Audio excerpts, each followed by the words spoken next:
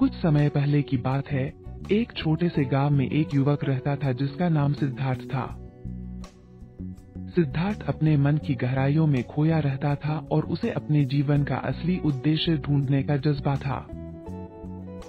उसका मन चरित्र तात्कालिक समाज के मौद्रिक और समृद्धि की दौड़ में नहीं रहा, बल्कि उसने आत्मा के आध्यात्मिक सफलता की ओर प्रवृत्ति की थी। एक दिन सिद्धार्थ ने अपने पारिवारिक सुख शांति से विरक्त होकर एक रात्रि में अपना घर छोड़ दिया। उसने एक साधु के रूप में एक साधारण जीवन चुना, तपस्या और ध्यान में अपना समय बिताने लगा। सिद्धार्थ ने अपने ध्यान के माध्यम से जीवन के असली रहस्यों को खोजने का प्रयास किया।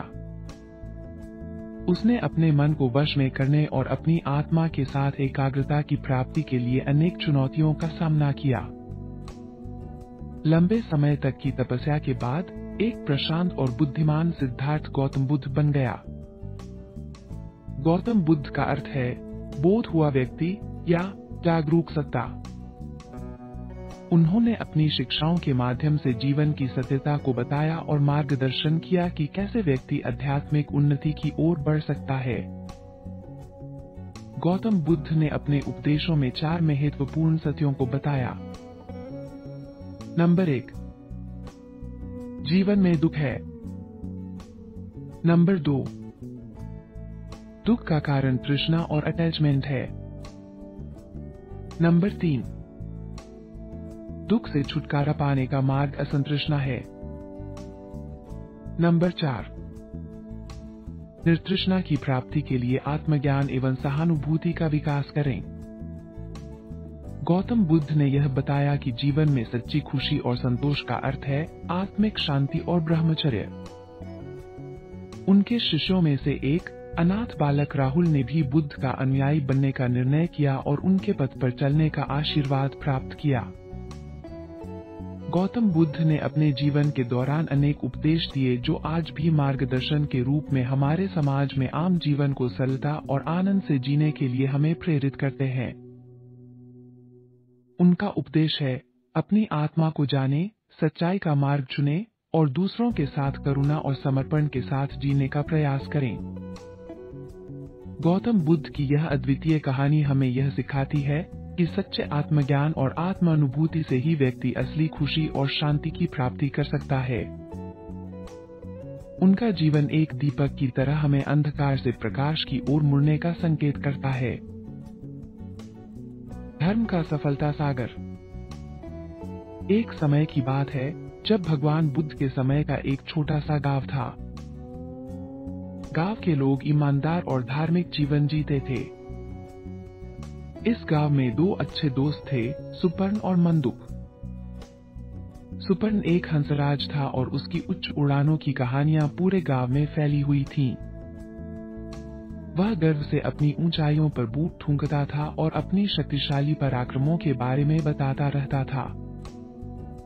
उसे यह यकीन था कि वह सभी समस्याओं को आसानी से हल कर सकता है।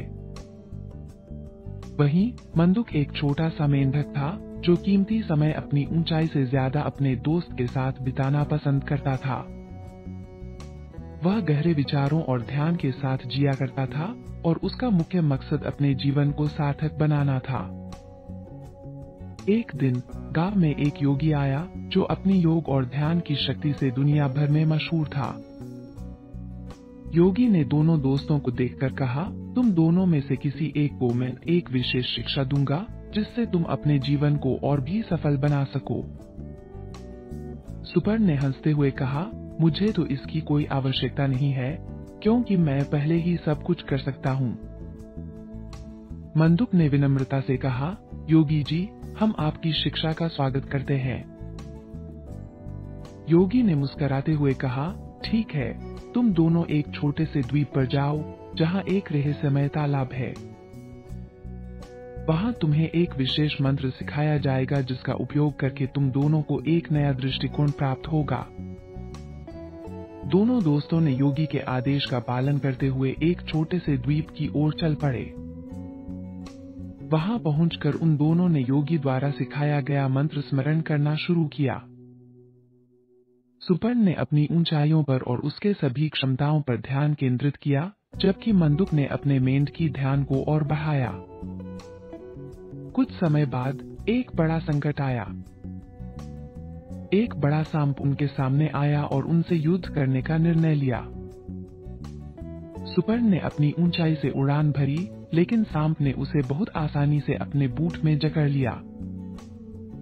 इसके बाद मंदुक ने ध्यान में समर्पित रहकर अपनी चालबाजी बनाए रखी और धीरे धीरे उसने सांप को बड़े सावधानी से फंसा दिया। सांप ने अचानक देखा कि वह परेशान हो रहा है और वह बाहर नहीं निकल सकता। उस दिन से उन दोनों ने एक दूसरे को समझा और आपसी सहायता करने का महत्व समझा। सुपर्ण ने अपनी अभिवृद्धि को हल्का महसूस किया और उसने मंदुक से कहा, तुम्हारे ध्यान ने मुझे यह सिखाया है कि विशेष गुणों की जरूरत है और ऊंचाइयों से भी कभी कभी कमजोरी हो सकती है। मंदुक ने हंसते हुए उत्तर दिया, हाँ, दोस्ती और सहायता में ही सबसे बड़ी शक्ति है। हम एक दूसरे से सीख सकते हैं और मिलकर अधिक समृद्धि प्राप्त कर सकते हैं। इस घटना ने गांव के लोगों को यह सिखाया कि शक्ति और सफलता का सबसे बड़ा रहस्य एक दृष्टिकोण और सहायता में छिपा होता है। वे गांव वाले समझ गए कि अगर सभी एक दूसरे के साथ मिलकर काम करें तो उन्हें समृद्धि और शांति की प्राप्ति हो सकती है।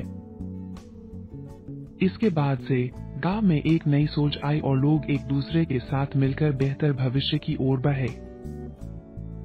उन्होंने समझा कि सच्ची सफलता और खुशी एक दृष्टिकोण, सहायता और दोस्ती में ही है। संस्कृति का मूल्य।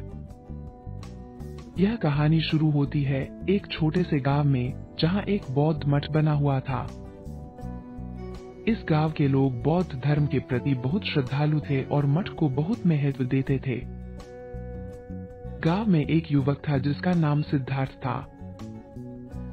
सिद्धार्थ का दिल विदेशी देशों की ओर खींच रहा था और उसने अपने माता पिता से कहा, मैं बाहर की दुनिया को देखना चाहता हूँ। माता पिता ने सिद्धार्थ को ध्यान से सुना और उन्होंने कहा, बेटा, हमारी परंपरा और सांस्कृतिक धरोहर हमारे लिए कितनी महत्वपूर्ण है, इसका तुम्हें पता नहीं है। जब तुम अपनी मूलभूत संस्कृति को समझोगे तब तुम्हें आत्मा की शांति मिलेगी। सिद्धार्थ ने उनके वचनों को ध्यान से सुना, लेकिन उसकी चाह कम नहीं हुई। वह एक दिन विदेश जाने का निर्णय कर बौद्ध मठ से चला जाता है।